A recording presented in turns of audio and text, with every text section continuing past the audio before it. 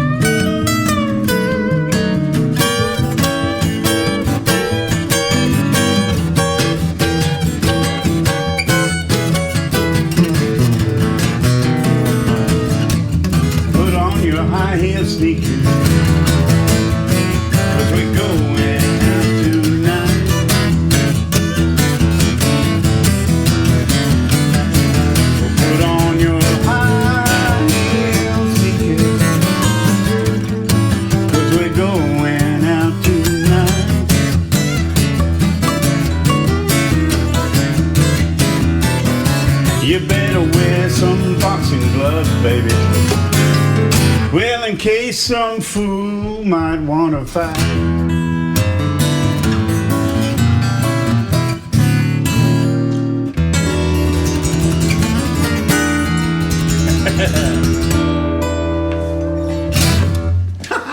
Yes.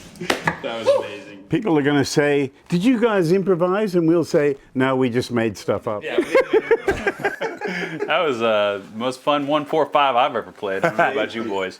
There you go, brother. I mean, we've never played together before, so I'm not sure who's doing what. And because this is a podcast and I'm the guest, I immediately jumped in and started soloing, right? So that was pretty arrogant of me. Oh, come on. We invited you. No, yeah, but then we started trading. So we're just normal guys playing the guitar. Yeah, totally. And it's up to us to listen to each other, and the nature of the beast that we were playing here, there can always be a little bit of this, you know. It's like some players can be like playing all over you because they're excited to be playing with you, you know, and they're not listening to, they're not really listening to where it's going and what's going on. I always think this way, like if you're going to play a solo, then this gentleman and me, it's up to us to not get in the way of your frequencies, and just, you know, so the moment you start playing down low or single note stuff, I immediately start taking away frequencies that are not necessary. You know, you've got that down there going on, so I start going.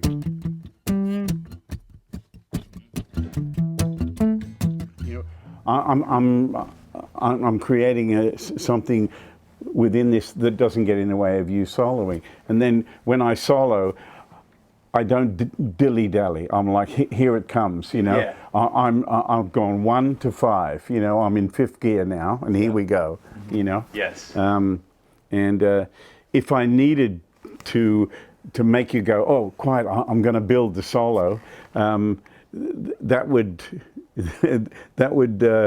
take some, you know, Some massaging. Well, it would take some talking. How about when I come in, you guys come right down? You know what I mean? Sure. Yeah. Just as a just let's jam now like we did just then. It's really about, okay, you take the lead and I'll hold back. Now you take the lead and then I'll hold back. Now I'm coming in, Yep. and I'm counting on you doing the same thing of holding back and being in a supportive role.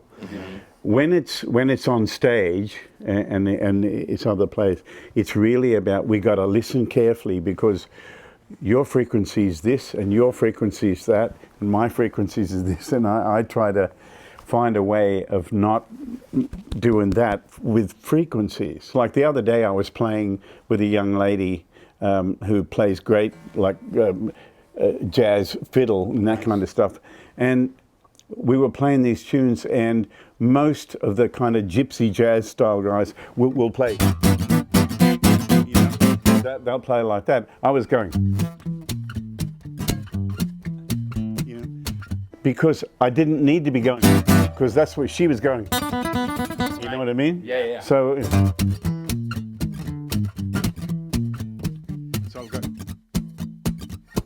I'll go, here's the groove, then here's the bass player. Right? It didn't need it. It didn't need really go. Maybe once or twice, sure, in 3 or 4 times around, I could go.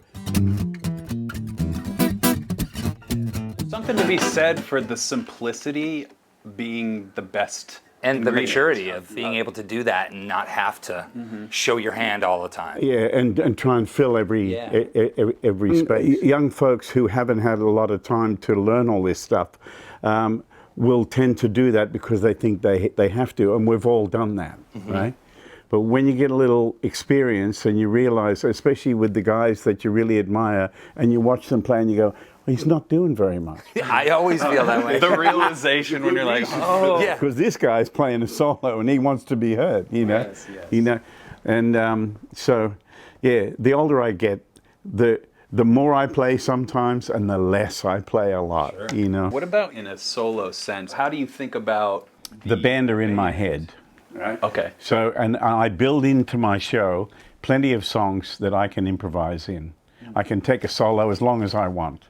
You know what I mean? Or I can just play a couple of times around if that's enough for me tonight. Yes. You know, and the band never stop. So, you know, I may be playing. Let's see. There's a tune of mine called the Sanitarium Shuffle, and there's a lot going on in the song. But there's a breakdown section in the middle where there's room for improvisation, right? Like I used to play the first part of the solo, and I would keep the bass going, right?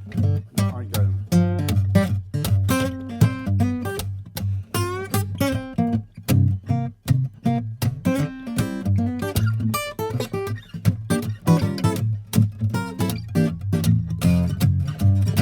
my tune.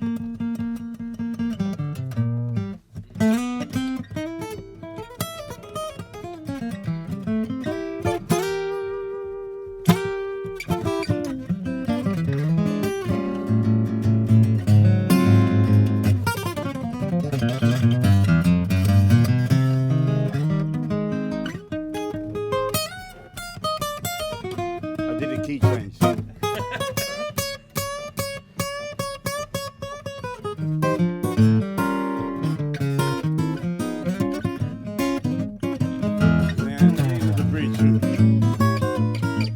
Now I'm back to the tune. Yeah. So I could, when I go into the improvisation, I'm hearing.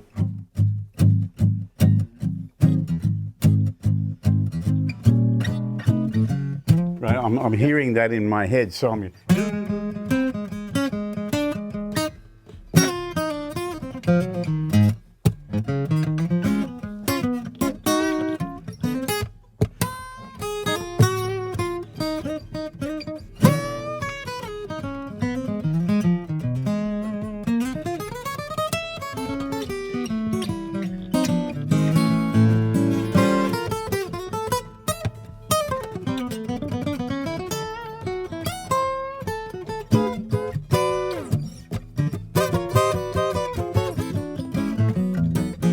I feel like I listen to you sing when you're playing. Everything you're doing, I could hear you almost in your head. You're already singing a line. Well, yeah, thanks to Ray Charles and people like that and Jerry Reed. You know, they opened that door for me when I was really young. You know, when I heard some of Jerry soloing, and then every now and again you hear Ray Charles, he's playing, and you'll hear him go, Oh, yeah. And so, you know, I'm always looking for that vocal approach and all that sort of stuff. It was a passage that he was trying to accent and say, "This, check this out." It's like a melodic statement most of the time.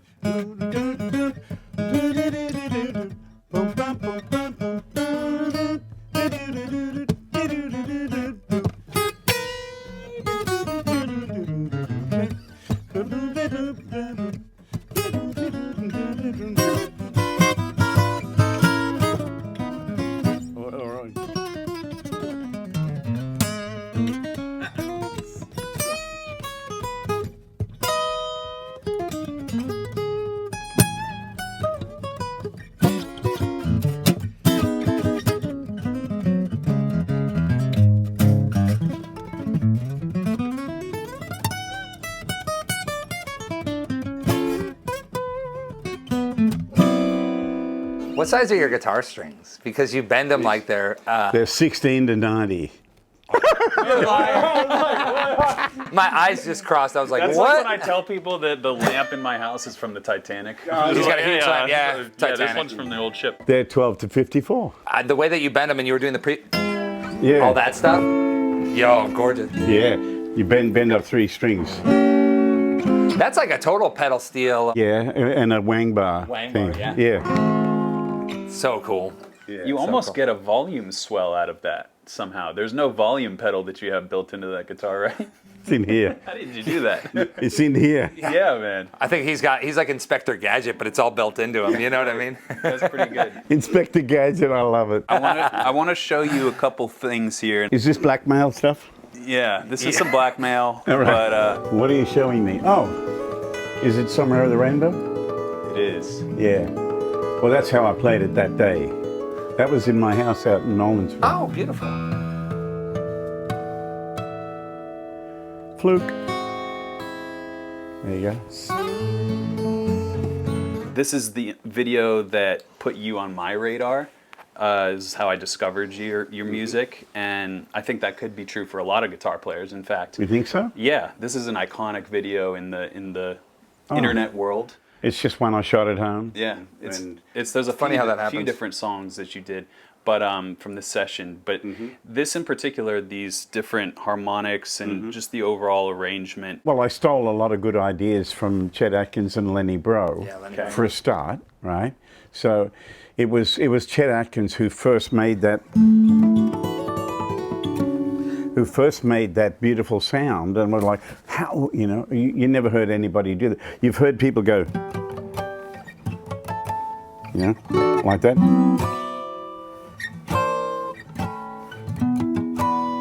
And people playing this way, playing harmonics that way, and then you've seen people go, all that sort of thing, right? And then you got all those open harmonics as well, right? So Chet did a version of Somewhere Over the Rainbow on his album Chet Goes to the Movies. So it's in the 60s, and it's a really beautiful arrangement. I think the bridge part was John Knowles' idea that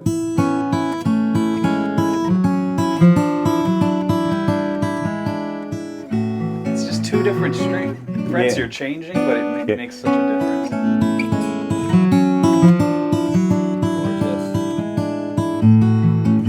And I love that because I never heard anybody do that. Because I'm a performer and an artist up there trying to do something that doesn't sound like everybody else. I'm always looking for that, for something different, you know. So that really caught my attention. But what Chet did was, the first time around when the melody starts, it was the bass playing the melody, bass guitar, going.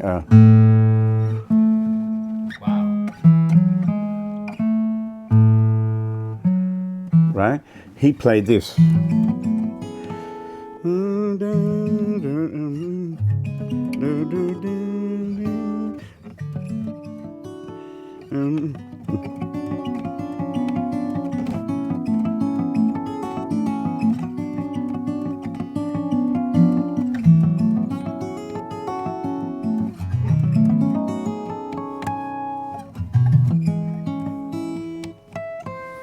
And then he played. Right, and then we went off into Chetland. One thing Chet didn't do, though, was the finger point that you... Oh, no. Well, see, you can't take yourself too seriously. Oh, please, I'm going to do all this now. Yeah. And, you know, it's like, here we go. Check this out. Yeah. And it's the same as the stuff I used to do with Guitar Boogie, right? Yeah. I'd tell this elaborate story about what where the song came from, and my brother and I played it, and we did this and blah, blah, blah. So, and I started... Right? The crowd are like, yeah, you know, right? And this goes on for quite a while. And it's like, what's he going to do? And then and then I go,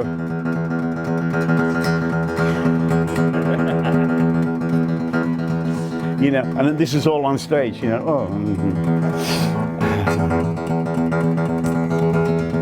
you know, all that, and this just goes on and on. And all it is in the name of entertainment. I'm just trying to entertain people with things they don't expect, because, you know, surprise equals entertainment. But I also think it shows in the playing, the humor, the sense of the humanity in your playing, you know, things like that. It reminds us that we all just are human, and you're watching a guy perform. There are always serious songs in my show.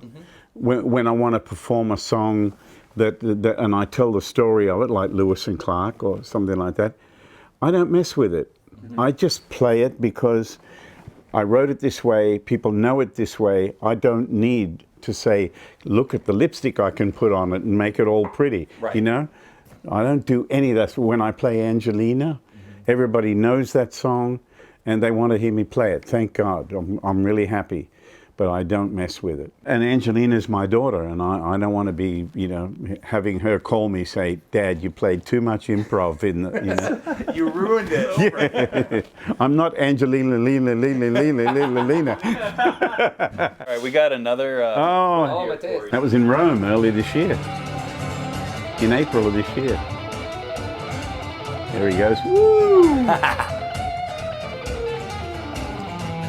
Matteo is... I think one of the coolest people on the planet, let alone just incredible guitar player. Yeah. It's cool to see you, a very unlikely duo in a sense, just because of your tracks, but at the exact same time, a perfect unison. Set. Oh, absolutely. And I put this clip up because I love Matteo, but also I want to talk about your rhythmic abilities, because I think it sort of ties into what you were talking about with improvisation.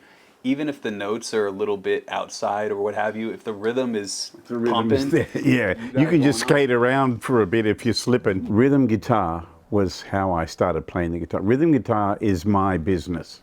You know what I mean? My brother, Phil, only wanted to play lead. Later on in life, he was forced by me to play rhythm so I could take some solos too, you know, because all of a sudden I had something to say. Phil was always a great example as a person to me, my beautiful brother. You know, he'd say, you know, we'd come off stage after, and the crowd's going wild and blah, blah, blah, and you think, oh, you know, right, we're going to have some champagne, and he'd say, was my rhythm okay? You know what I mean? Yeah. That's his first thought. Wow. What a beautiful soul. Absolutely. You know? The thing that I've learned through my life is that I appreciate it and I play better if I play with someone whose time is good, right? Or if I'm playing with someone who rushes, then I'm going to be hesitant to take any solos, because I'm going to be going, slow down, listen to me. This is going to be going on in my head, you know? Yeah. Whereas when I play with someone who has a good groove that I'm trying to achieve in my accompaniment, I feel like I can do anything. Yeah. You know? And that's what's missing with a lot of players. They're so intent on either being impressive or thinking that they've got to hound you along, you know, and it's like, no way, you know. Mm-hmm. When I played, the first time I played with Chet Atkins, he made me sound so good by what he was playing. Right. Yeah. You know what I mean? And so when I play with other players, I try to let them know, you can jump off the cliff and I'll be right here. Coincidentally, this is the best I've ever sounded. Thanks a lot. No, but it's a true sentiment of how much you serve the music, though. How would you suggest a player to really, especially in the modern era, what would you suggest to them? You could sing with it, or you could back a singer, right? And so the rhythm guitar doesn't need to be busy, doesn't need, you know what I mean? When you think of you think about Carole King's It's Too Late, Baby, or whatever, you know.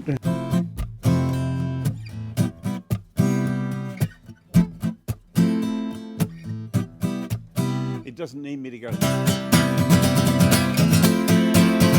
Be a listener first. I think that helps. Some of the records that I really love where I think people have done amazing parts because they've been tasteful and the right thing. I always try to point these out to young guys who are big into millions of notes and lots of changes and all that. And, you know, and then they're like, how is it that the audience go crazy when you just play guitar boogie, you know? It's 3 chords and a few notes, you know? It's like, well, there's a bit of space for them to actually listen to what's going on. Digest what's happening. Yeah, and then I fire some stuff at them, right? Because that's what they're waiting for, you know. This is a bit like the story of my life as a performer, because even though I play solo and all that sort of stuff, I always walk the line of playing too much sometimes, because that's what people, they want to see you out on the limb. They want to see you reaching for, you know what I mean? Yeah. They don't want to see you going, oh, look at this, I've been playing this for 50 years and it's nothing. Isn't that great?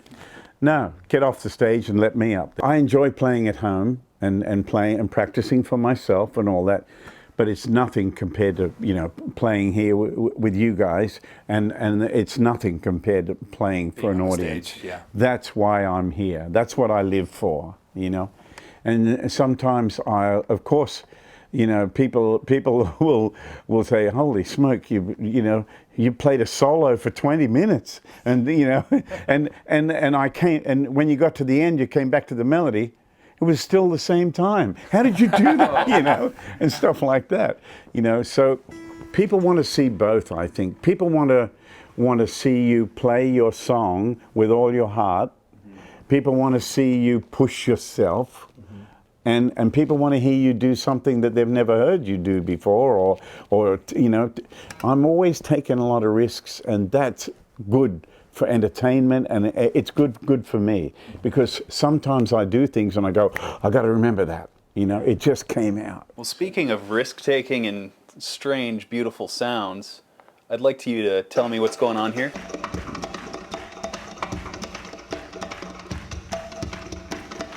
That's in Seoul, Korea. Yeah.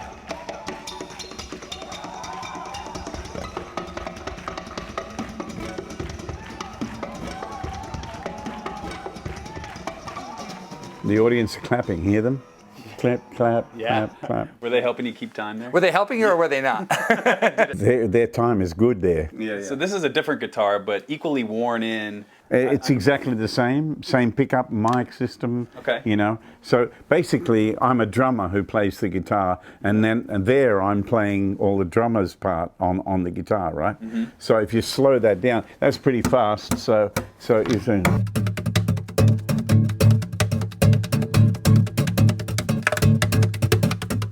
Right, so you got all these kind of drummer things, and I was doing this kind of thing.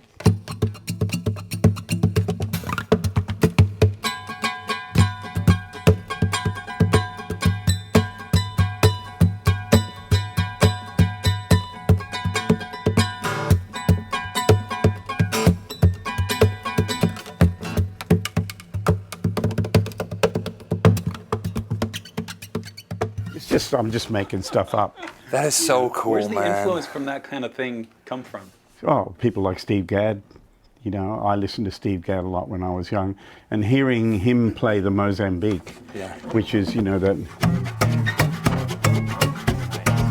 This here, right? See, so why do I do that, right?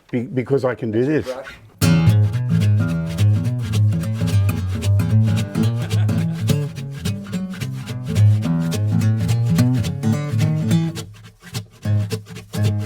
Yeah, boys.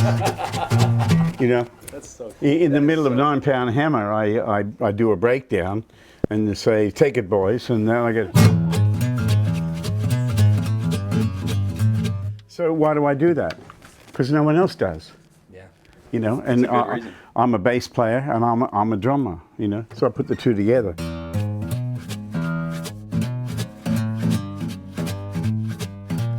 What went into creating that marking there? Was it the pick? That's how you did it, or did you chisel? It's my wire cutters. Yeah. I just. In that part there, is that a different percussive? That's for this big gnarly pick that I use when I play a drum solo. I go like that, and you've never heard that sound come out of guitar. No. And in the PA it goes like that, like a dragon roaring or something. It's like holy hell! And then you can never have too much cowbell. Then you guys could go. And then that's dum dum dum dum dum dum. Yeah, that's cool. That's two more drums.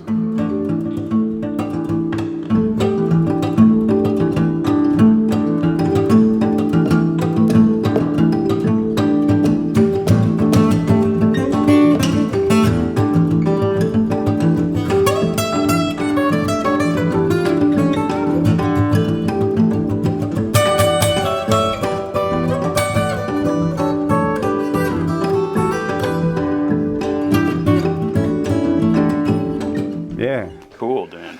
Are you still chasing tones? Are you still Always. Are you out finding things where all of a sudden you just do something and you go, where did that come from? And they fall out. That's exactly how I found every sound I make. That's amazing. It's just experimenting. Do you know how I started playing drum solo on an acoustic guitar?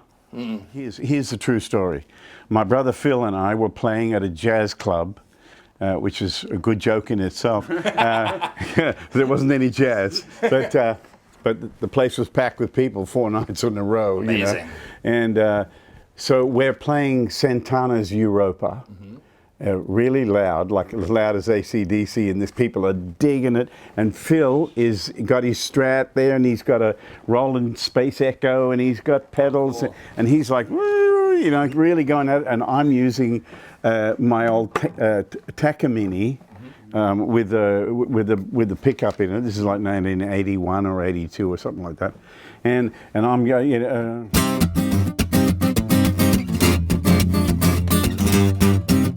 and he's going. He's off. He's going, and he's doing wang and wang. All of a sudden, bang! He breaks he breaks a string, right? And the guitar goes all out of tune, right? A strat, right? All out of tune. And we're building it it's been going for 20 minutes, and it's now like at this level where the roof's going to lift off, and bang, he breaks a string, and he just goes, boom, take it, and walks off. And I'm That's a panic. So I'm right. Now we're down to a guy strumming his there we go. So I start, and it sounded good because we were playing loud. So I grabbed the mid-range and spiked it Jammed up. it, yeah. Yeah. And then I kept going. And then I started banging on here, and it's like, oh, there's a bass drum, you know.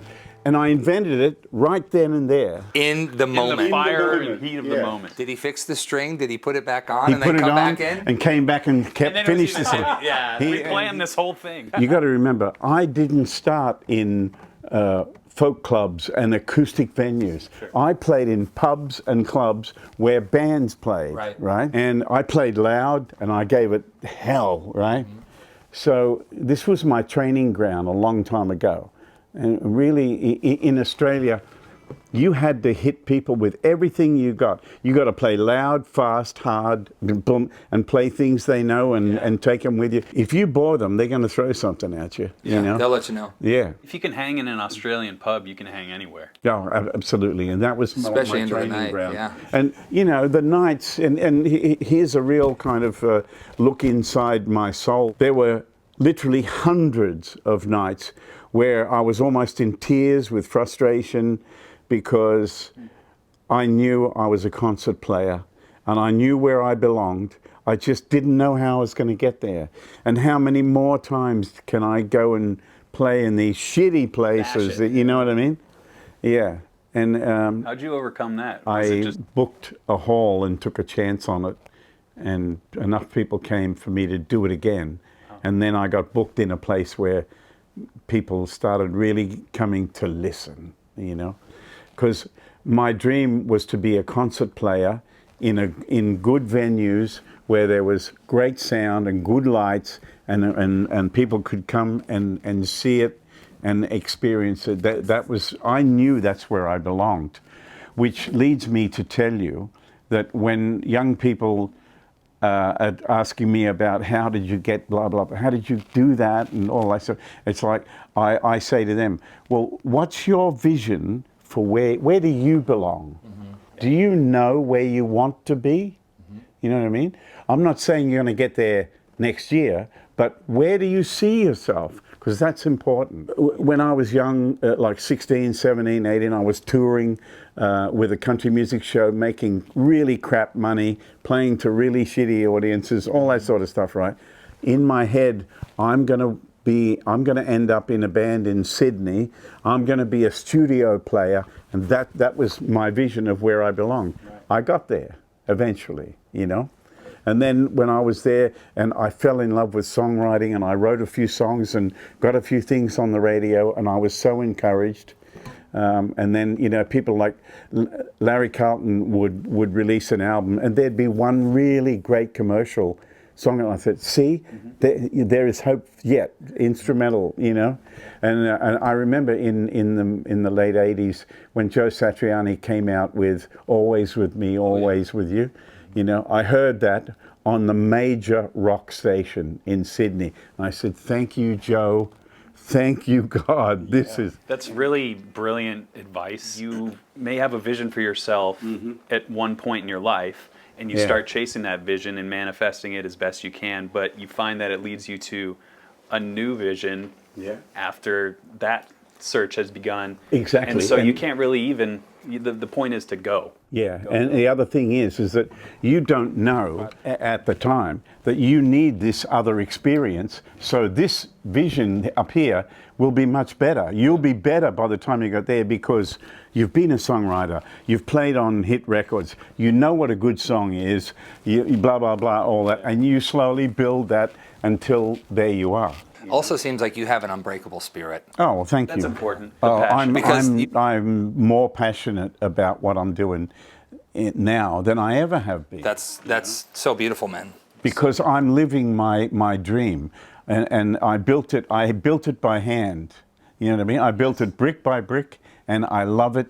And it's here for a good reason. When people come to my show, they're going to get something that they can only get at my show. I mean, there's a lot better players out there than me, but there's something about the genuine love that I have for playing this instrument for people that is enough. I mean, I'm just sitting here and I want to go home and practice and play, and I'm inspired. You are home, so get going. Do you know the story of how I got on the Opry? I don't. It's a Saturday, and we'd been working all week on different songs and stuff. And Chet says, have you ever been to the Opry? And I said, no. And he said, I'm going to take you tonight. So, but first we're going to go to Cracker Barrel. Nice. So we went out to Cracker Barrel out there near the Opry. We go backstage. And it was like the parting of the Red Sea. Chet walks in, and people were like, "Oh my God, it's Chet Atkins!" And there's a big crowd of people there. We come in and we go upside stage, and Ricky Skaggs and Kentucky Thunder are on, and they're great. And anyway, they finish their song, and one of the producer guys comes running up. "Hey, Chet, great to see you." Chet hadn't been on the Opry for a long time, And Chet says, "Yeah, this is my friend Tommy from Australia. You should have him on the show." And the guy looks at me and says, "Next Saturday?" No way. And that's how I got on the Opry, just like that. Did you go home and practice? Here's what happened. Well, one of the best parts of this story is Ricky Skaggs came straight up to say hello to Chet, and Chet grabbed his hand and grabbed my hand and put our hands together and said, cool. "This is Tommy. You two need to know each other." And he started his networking me with all the people that he knew would be the right people for me. So clearly Chet was absolutely gracious in all ways. He was unbelievable. Wow. Yeah. The funny part of this story is, so I'm booked to do the Opry the following Saturday, right? Mm-hmm. So during the week, 10 times a day, Chet's like, "Well, are you going to be in the Opry?" Oh, no. I haven't been on the Opry for a long time. And then by the third day, he's like, "Yeah, I think I'm going to come and do it with you." Okay. So we start rehearsing Waltzing Matilda. Okay. The Australian song, because he loved Waltzing Matilda. The day that I met Chet, one of the first things he said to me is, "Do you know Waltzing Matilda?" And I said, "Yeah." He said, "Could you play it for me?" So we rehearsed it up. So it's the Saturday night for the Opry, and Porter Wagner is hosting the show, and he introduces me. And he says, "We here in the South are famous for our hospitality, so let's give a warm welcome to this boy from down under. His name is Tom Emmanuel." Tom Emmanuel. That's it. And he brings me out and says a few words, and he's really great on stage. Porter Wagner was such a natural. Anyway, so I then play guitar boogie, because that's what Chet said, "You've got to play guitar boogie. Play that first." So I play it, and the audience just light up, and I'm like, "Holy shit, I'm on the Opry," And anyway, so I finish the song, and then I talk about Chet, and then and here he is, and he walks out, and everybody goes nuts, right? They go nuts and stand up and give him a big ovation, and he comes out and he's smiling at me like, "See, I told you." I lead off, and we go into Waltzing Matilda. And this is the serendipitous part of this story. About 60 people in the balcony stood up and waved Australian flags. Whoa. Right? They were there from Australia. Yeah, they must have been tourists. Whoa. And they were carrying Australian flag. We went into Waltzing Matilda, and here I am with my hero. No, but these people down here don't know me from Adam. Yeah. But those people up there do. Wow. And it was just like, wow. That's magical. See, this is why we love playing music, because stuff like that only happens when you love music and you pour yourself into it. Those are magic. You couldn't have planned that in a million years. Has that happened throughout your career? These like another full circle, full circle. It's unbelievable. One of the great full circle stories is this. So my brother Phil, rest his soul. He's crazy about a band called the Helicasters, And of course, John Jorgensen was one of the great songwriters and players in that band. Anyway, Phil plays this song for me called Back on Terra Firma, and it's a great melody, and it's a good part for both of us, because this is about 95, around that time, and I wanted for him and I to do an album together, and I got the budget approved through Sony, because I'm going to produce it, right? And so I got it all together, and Phil comes with Back on Terra Firma. Wow, you know, I hear the song and I go, absolutely. Turned out that was the name of the album and the whole thing, right? So fast forward to the year 2000, when we had the Olympic Games in Sydney, right? So I'm here in Nashville working on some stuff, and I get asked, come and play for the closing ceremonies of the Olympic Games in Sydney, my hometown, you know. That's to, how many people were you playing to? Like the world? It was 3.3 billion. It was the biggest audience. No, 3.75 billion. And it was the biggest audience in television history. That's a B. So I'm so thrilled. And I said, well, I can't do this by myself. I have to share this with my brother. Amazing. And I said, and I know the song that we should do. So they let me put it together. And Chet's grandson, Jonathan, remastered the backing track and cut it down to 2 minutes and 46 seconds, which is what every artist, that's the time allotted to every artist, right? So we had a backing track we're going to play live over the top of it, right? Yeah. So I'm here in Nashville, I do the edit and everything. Now I'm got to get on a plane, fly to LA, and then LA to Sydney to go do the Olympic Games, right? Playing this song. I get to the airport and I'm in line, and there's a guy standing in front of me, tall like this, with long blonde hair. And I thought, is that? And I looked around and it was John Jorgensen. No way. Yeah, right? We get on the plane and we're sitting beside each other. Can you believe it? I tell him, have a guess where I'm going. And he said, well, you're going to LA. I said, oh, I'm going further than that. He said, oh, you're going back to Australia?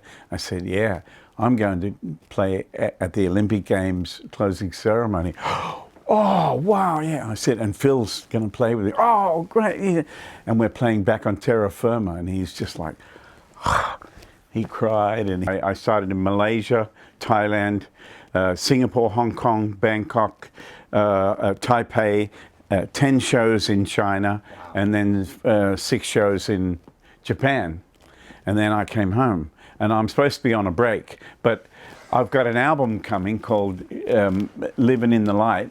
And my second song from that album dropped this week. And in 2 days, we had 94,000 views. That's amazing. And there's a lot, that means a lot for an old cigar box player like me. I love bluegrass just as much as I love classical music, just as much as I love blues. I like all genres of music. In fact, there's a photograph, if you're a real bluegrass nut, there's a photograph that you'll love. And it's last year when I played on Hardly Strictly Bluegrass, that show in San Francisco, right? It was a massive crowd, right? Yeah. And so I had a good spot, prime time, 1 in the afternoon or something. And I came out there and I thought, well, I've only got 45 minutes. I'm just going to hammer the hell out of them. So I came out, I started with Guitar Boogie, and the crowd are going nuts, and these, 10,000 people out there, and they're going like that. And somebody snapped a shot down there, and the word Strictly didn't come out. There was someone's hand in the way. And when you look at the shot, here's me playing my guitar and dancing around playing Guitar Boogie, and the words is Hardly Bluegrass. That's great. And I thought, yeah. But, I love bluegrass music so much, and some of my best friends like Brian Sutton and Trey Hensley and Sierra Hull and Molly and everybody, they're all, dear friends of mine and people that I love and admire so much, and it's a really awesome community. As I'm meeting more and more guitar players here in Nashville in particular, the town feels small, but the musicianship, it spans so deep across all these different genres. It's what I was trying to tell people 40 years ago. you know, when they were like, oh, you got to go to New York and blah, blah. I said, there are people in Nashville who'll kick your butt around the block. Oh, yeah. So go there, you know. Is that still the case, you think? Yes. My word. It's for live music. It's like Music City. I mean, it's everything. There's great art here. There's great dance groups. There's great choirs. There's great classical music. There's opera. Next week I'm playing the Ryman, and you know, that's like, what a privilege to play there. I mean, when I was a kid, I listened to records of the Opry, and I wore out the record. Not many people have heard this, but Hank Williams had a radio show called The Health and Happiness Show. And he would open with, hear my song as I ride along, just a happy roving cowboy, herding the dark clouds out of the sky, keeping the heavens blue. And the Steeler go, you know, all that.